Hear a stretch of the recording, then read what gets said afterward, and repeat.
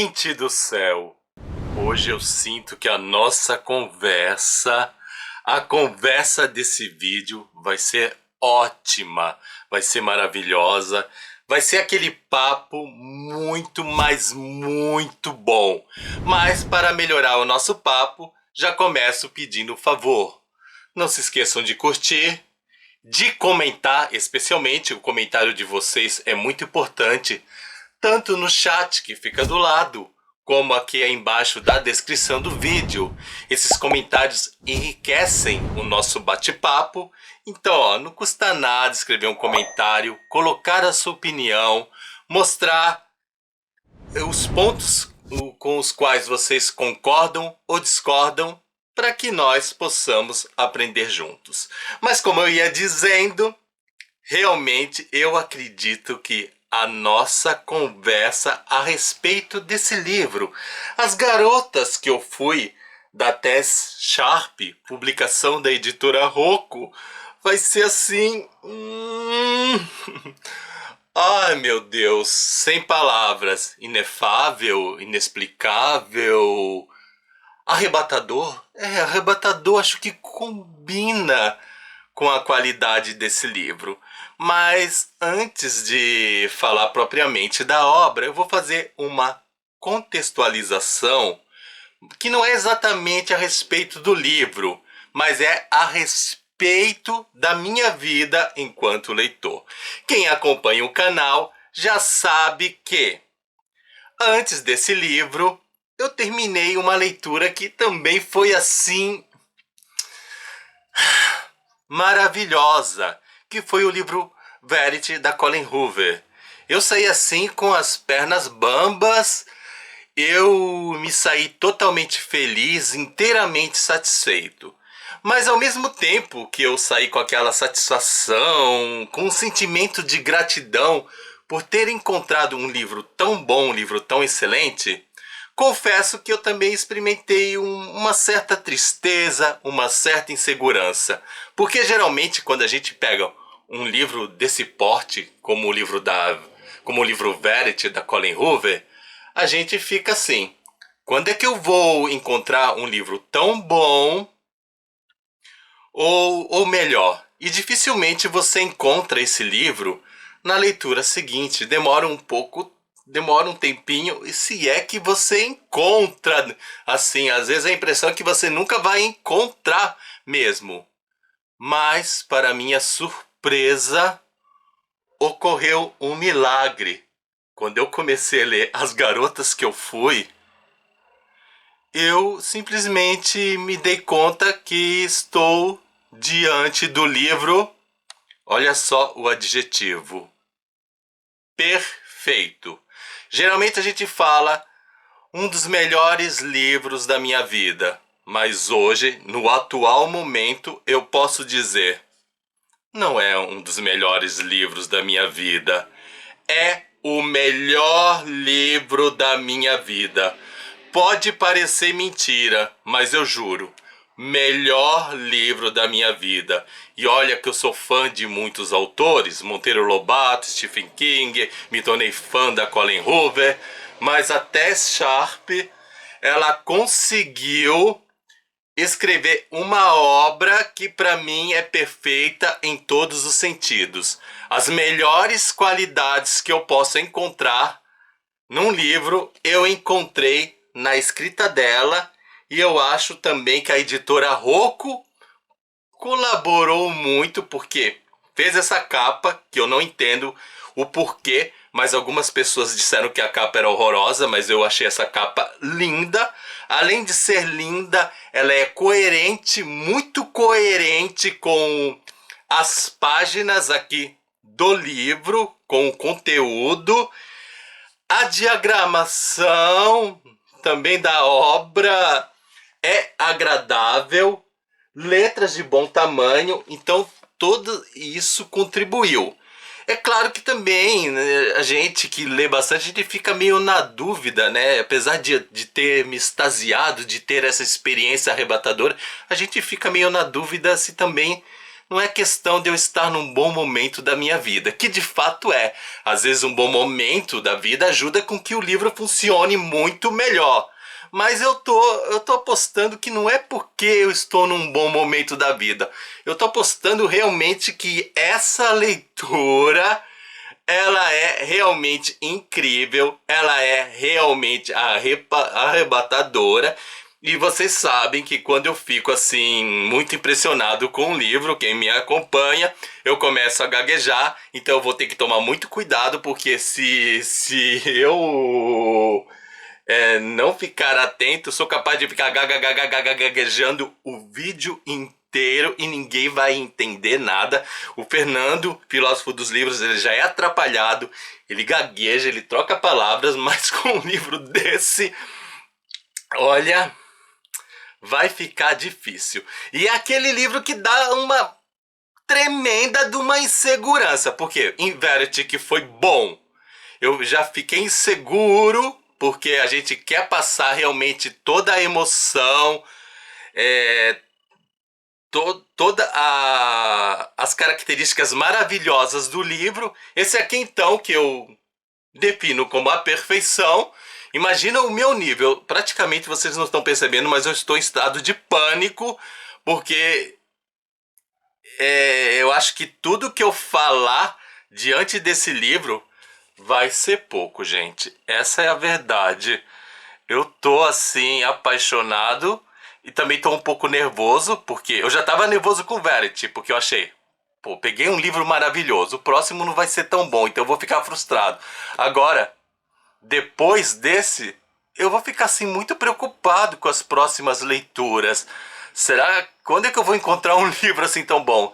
E a gente quer um livro bom, mas ao mesmo tempo que o livro bom ele nos dá alegria, ele cria essa insegurança, porque é difícil ficar sempre mantendo um ritmo assim de livros bons diretos. Então, a sensação é que a próxima leitura vai me frustrar, porque eu vou querer mais desse sentimento, dessa coisa arrebatadora, e o próximo livro não vai funcionar do mesmo jeito. Eu espero que eu esteja realmente enganado, que surja um livro bom, mas no atual momento esse foi o melhor livro da vida. Sabe, eu não sei. Eu tô assim. É difícil explicar. Então a impressão é que tudo que eu falar vocês vão ficar assim, mas é tudo isso? É tudo isso sim. Só que eu acho que muita coisa vocês só vão entender realmente lendo, experimentando.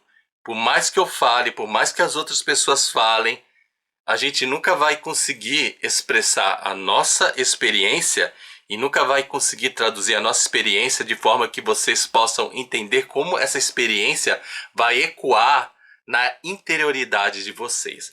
Mas vamos lá, vamos tentar, vamos nos arriscar, vamos nos sacrificar. E enquanto isso, já vou pegando aqui o meu leque para dar aquela ajudinha. E como vocês sabem, né, a maquiagem do homem é a nossa toalhinha. Então já dou uma enxugadinha, tirando o brilhinho do rosto e do pescocinho, para continuar falando de As Garotas que eu fui de Tex Sharp. De Tex Sharp. Eu ia falar Tex Sharp. Tex, não, é Tex Sharp. Olha que nome bonito, um nome charmoso. E depois eu até vou explicar a questão, ó, dessa capa. Por que essa capa funciona bem? Embora eu não entendi ainda por que algumas pessoas falaram mal dessa capa. Eu acho que não entenderam muito bem o livro, diga-se de passagem. Mas, começando. Primeira coisa, a história vai falar de Nora.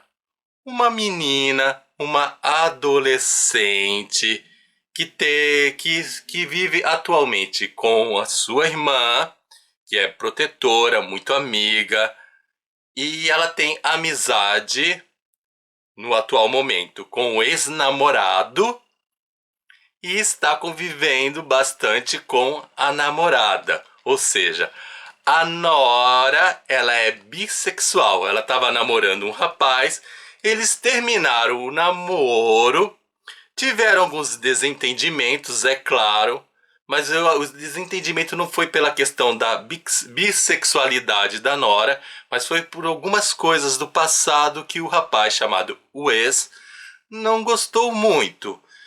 Porém, apesar de todos esses conflitos, a gente percebe que a relação da Nora com o ex é uma relação de amizade forte. Aliás, ela ultrapassa um pouquinho a amizade, mas não chega a ser um namoro, porque não existe mais aquela atração. Mas é uma relação muito bonita.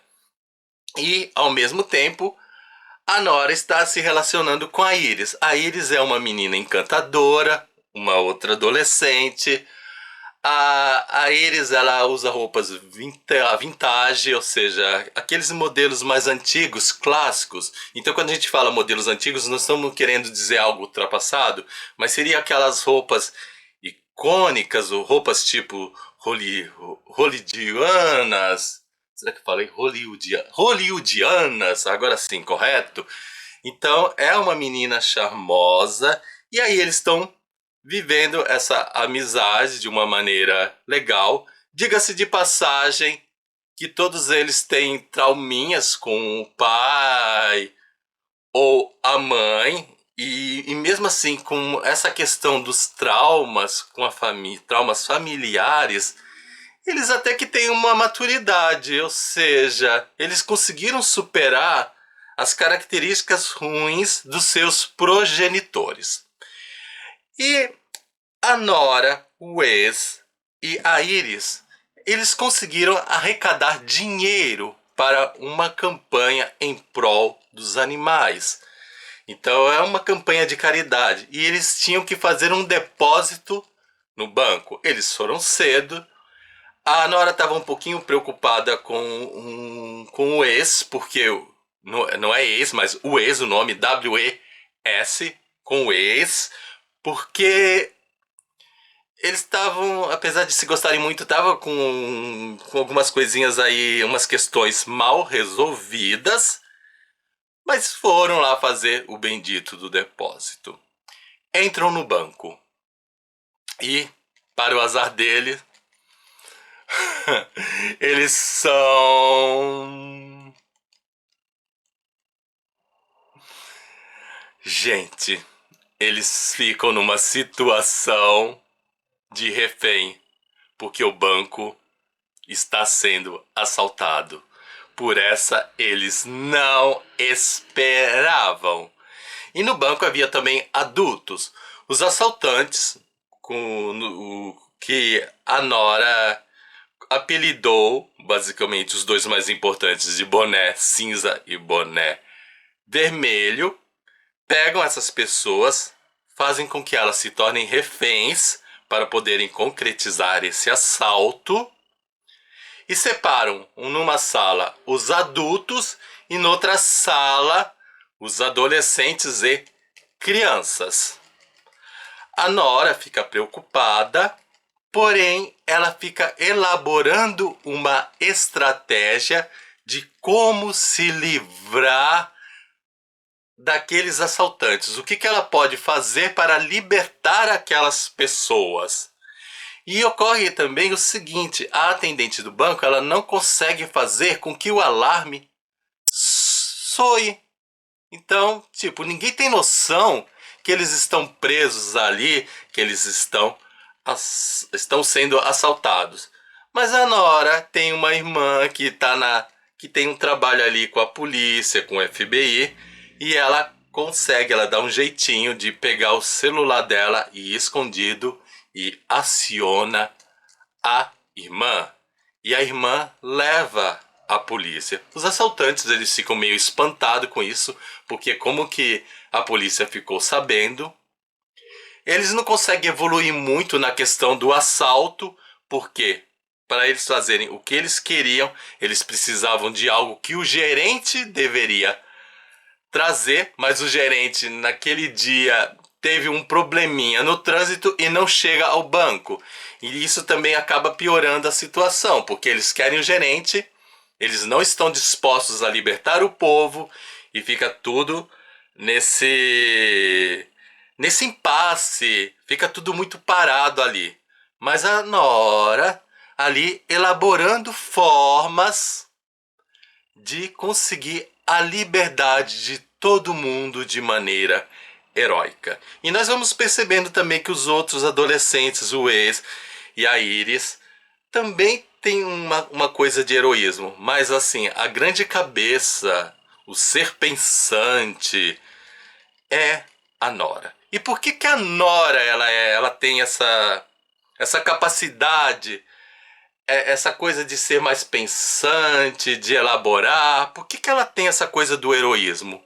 Por conta da sua vida passada. Daí, essa vida passada é o que realmente traduz, é a tradução do título As Garotas que Eu Fui. A Nora, ela foi criada por uma mãe que era golpista. A mãe golpista, uma mulher sedutora, uma loira tipo fêmea fatal, costumava seduzir homens e também fazer amizade com mulheres para dar o golpe. E a mãe da Nora também utilizava a menina para conseguir um resultado melhor como para realizar esse golpe. E como que a mãe dela fazia isso? Simplesmente ela preparou a Nora para fingir ser outra pessoa. Ou seja, a Nora, antes de ser Nora, e aliás a Nora nem é Nora, a Nora tem outro nome que nós vamos descobrir depois. A Nora foi diversas garotas, conforme a pessoa que a mãe da Nora ia dar o golpe, a Nora tinha que assumir um tipo de personalidade. Então, no momento a Nora era Rebecca, no outro ela era Ashley. Ou seja, ela ia mudando de nome, ela ia mudando de imagem, ela ia mudando de personalidade. E com essas mudanças, a mãe da Nora também ensinou a menina a observar as pessoas ao seu redor. Então, a Nora tinha uma astúcia, um senso de percepção, que ela olhava para as pessoas e ela compreendia o ser humano. Ela tinha uma lábia, uma coisa de saber convencer, de jogar. E essa lábia ajudava ela a elaborar estratégias, especialmente naquela situação, para conseguir a liberdade. Então, a partir daí, nós vamos tendo que uma coisa até semelhante com o livro Verity. No livro Verity, nós temos duas histórias, o que está acontecendo e o passado da Verity. Aqui, também nós temos duas histórias. Nós temos o presente da Nora, que é o assalto, e temos a vida passada. Ou seja, nós vamos acompanhando em capítulos alternados a vida da Nora, enquanto Rebecca, enquanto Ashley e outros nomes aí de meninas. E nós vamos vendo os golpes, vamos vendo a relação dela com a mãe, o jeito que a mãe dela... E vamos percebendo que a mãe dela sempre se dava bem. O problema foi que, quando a mãe foi dar o golpe num determinado homem, que por sinal muito violento, que chegou até a maltratar a mãe da Nora, ela se apaixonou. Ela se apaixonou por um cafajeste e o amor foi o ponto fraco da mãe da Nora. Nesse percurso acontecem muitas coisas ruins com a Nora, mas ela vai dando conta e ela também começa a se questionar sobre alguns absurdos, sobre o estilo de vida. E a irmã dela, que já havia abandonado a mãe, uma irmã dela mais velha, que também teve uma preparação semelhante, também teve que ser outras garotas, a irmã surge na vida da Nora e liberta essa menina da mãe. E nesse percurso também a mãe e o cafajeste são presos. Então ainda a Nora passa a conviver com a irmã de uma maneira mais tranquila. Aí vamos vendo também a questão da Nora descobrindo o amor, a Nora tendo uma vida mais pacífica, a Nora descobrindo a sua bissexualidade. E vamos notando que, aí que eu vou entrar na capa, que a Nora, apesar de olhar todo mundo, ela não sabe quem realmente ela é, porque ela foi tantas garotas que ela se sente incompleta. Nesse sentido, eu acho que essa capa é perfeita, porque a gente tem uma garota e olha, está incompleta. Eu vejo que essa capa representa a personalidade da Nora. A Nora sabe tudo, ela completa tudo, mas ela não completa a si mesma. O grande enigma da Nora é quem ela é. E quando eu falo em desastres, eu estou falando em questões de uma educação ruim, porque a Nora recebeu uma educação ruim, porque ela foi preparada para fazer o mal. Vemos a questão de abuso. Por algumas pessoas ela foi abusada, ela sofreu violência e a mãe pouco se importou porque a Nora era uma espécie de joguinho. A Nora teve conflitos que acho que foram bem trabalhados, embora não resolvidos. E por que bem trabalhados se não foram resolvidos? Porque ela mostra a confusão de que muitas pessoas passam diante da sua sexualidade. Ela entender que ela não é hétero, mas que ela é bissexual, que ela se sente atraída por rapazes. E a questão de, mesmo tendo um rompimento com o namorado, manter a amizade, ter um carinho, e do rapaz também manter essa amizade com ela, de simplesmente eles não virarem inimigos, eu acho que é bastante bacana, mesmo tendo as briguinhas, os conflitinhos. Então o livro vai trabalhando isso. O livro questiona a questão da educação, dos prejuízos que uma má educação pode trazer para o ser humano, mas também demonstra, através da Nora, que a educação não é um fato determinante. Não é só porque os pais foram perversos, e isso também não vemos apenas em Nora, mas na vida do ex e da Iris, que os filhos eles são obrigados a reproduzirem esses comportamentos negativos. A Nora, mesmo com toda essa formação, ela soube pegar o que tinha de bom na educação dela, que foi a questão das estratégias, e usou essas estratégias como forma de tentar se libertar de todos aqueles conflitos, ou melhor, daquela questão dos assaltos que estavam ocorrendo. Obrigado, carro que passa nessa hora com uma musiquinha um pouquinho alta. Mas a Nora, ela tá aprendendo a administrar aquelas coisas que ela aprendeu com a mãe, que deveriam ser usadas para o mal, e usá-las para o bem.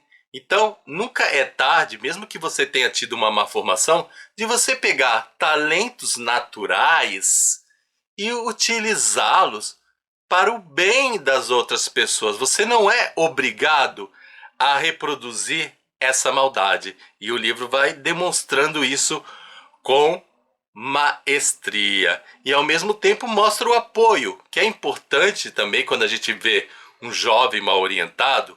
No caso, a irmã da Nora, ela, aqui se chama Lee, vê que a irmã mais nova estava passando pela mesma situação e foi lá e serviu de fonte de apoio e ajudou a irmã.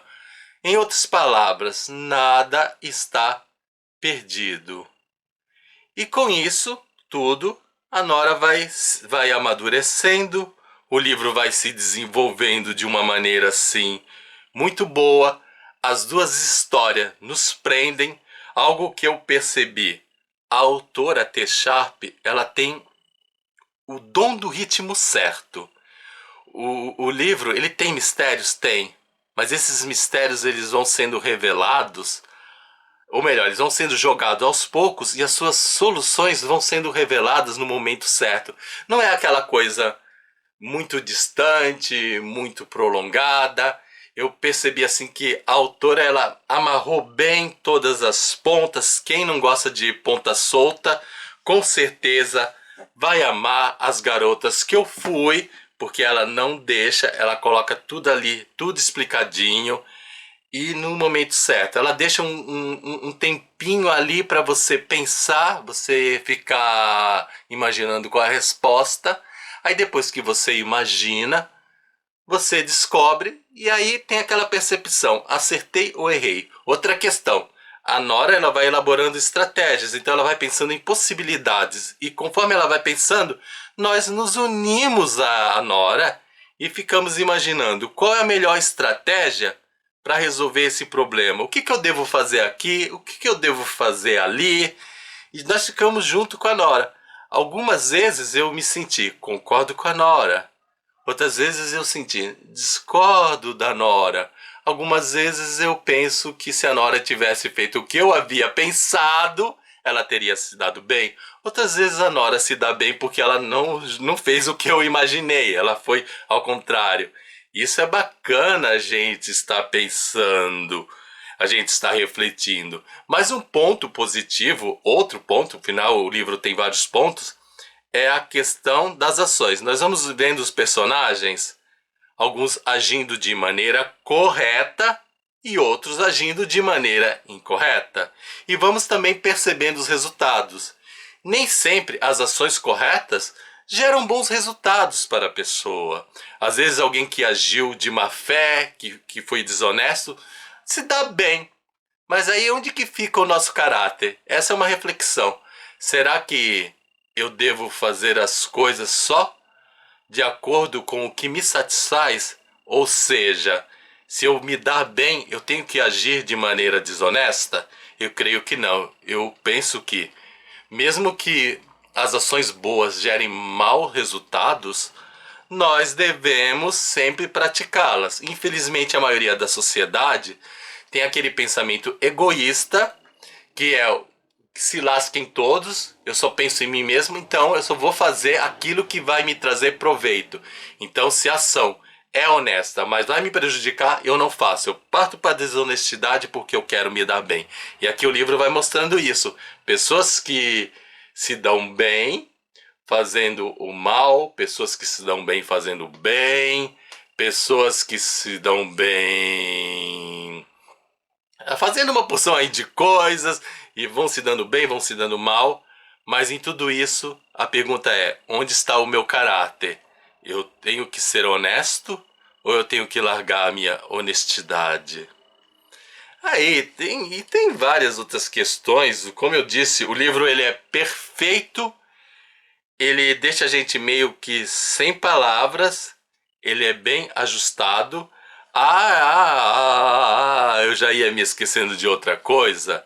Algo bacana é que esse livro também me deu a percepção do seguinte: eu me identifiquei muito com os adolescentes, embora não esteja na faixa deles, porque as referências que eles usam para comparar enquanto pessoas, enquanto seres humanos, são de personagens antigos, tipo Alfred Hitchcock. Aí eu fiquei pensando, mas será que os adolescentes aí dos Estados Unidos, os adolescentes do mundo lá fora, são assim? Eles têm como referência o pessoal mais da antiga? Porque os nossos adolescentes brasileiros pegam como referências, como modelos, pessoas mais recentes, tipo Anitta, os artistas do momento. E aqui, não, os adolescentes desse livro e dos outros sempre pegam referências mais antigas, que são mais do meu tempo. Aí por que isso? Eu não sei se realmente a cultura americana faz com que os adolescentes tenham esse comportamento, mas eu percebi que a maioria desses livros feitos para adolescentes são escritos por autores e autoras na minha faixa de idade. Ou seja, pessoas da minha idade que têm referências antigas criam personagens adolescentes que são, assim, bastante atraentes para adolescentes, porque esses livros fazem sucesso e eles colocam referências antigas. Se os adolescentes não têm naturalmente essas referências incorporadas no seu ser, eu digo que esse tipo de livro é um bom exemplo, porque eles não vão ficar apenas nas coisas mais atuais, mas eles também vão refletir sobre o seu passado histórico por meio dessas figuras relevantes do passado. Então acho que é um ponto bastante positivo nesse livro. Não vou mais falar coisas assim, porque passar um pouquinho disso é dar spoiler, mas fica assim, a recomendação. E ao mesmo tempo eu deixo claro que o meu sentimento é de insatisfação, porque eu acho que eu não consegui realmente demonstrar as qualidades desse livro, mas eu espero que mesmo assim, não tendo conseguido chegar a uma resenha perfeita, que um livro perfeito mereça, que vocês adquiram essa obra e usufruam. Eu tô louco para que vocês leiam também esse livro e compartilhem a opinião de vocês. E é claro, né, a gente sempre fala que a gente tem que respeitar a opinião do outro, mas eu sinto que se alguém falar mal desse livro, que se tornou o meu xodozinho, não, o meu xodozão, eu vou ficar chateado. Mas a gente se controla, porque quando a gente gosta muito de uma coisa, a gente sabe que as pessoas têm direito a ter uma opinião diferente. Mas a nossa expectativa, por mais que a gente diga que não, é que a gente quer que todo mundo ame esse livro. E eu tô assim, eu quero que todo mundo ame esse livro porque eu amei. Esse é realmente o melhor livro da minha vida. Então, se vocês confiarem na minha palavra e quiserem adquirir essa obra, na descrição desse vídeo tem um link de compra. Utiliza aqui o link de compra e ajuda o canal do Filósofo dos Livros sem pagar nada mais além por isso. E eu sinto que eu vou ter que reler esse livro. Agora, infelizmente, eu tô num momento assim muito cheio atarefado e eu preciso adiantar outras leituras, mas futuramente eu vou retornar. E olha, dizem que vai virar filme ou série, eu não sei exatamente qual dos dois, e eu tô naquela expectativa. Espero que o roteirista ele não estrague a beleza desse livro. E é isso, gente. Espero que vocês tenham gostado. Não se esqueçam de dar o seu joinha, nem que seja por caridade. Afinal, copo d'água e um joinha não se nega pra ninguém. Tchau pra vocês e até o nosso próximo vídeo. Ai, amo. Amo, amo, amo, amo, amo. Ai, que coisa linda esse livro, que livro maravilhoso, gente. Ai, eu não tô nem com vontade de ir embora. Eu quero que vocês leiam, leiam, leiam, leiam. Mas eu tenho que ir. Agora eu vou. Fui!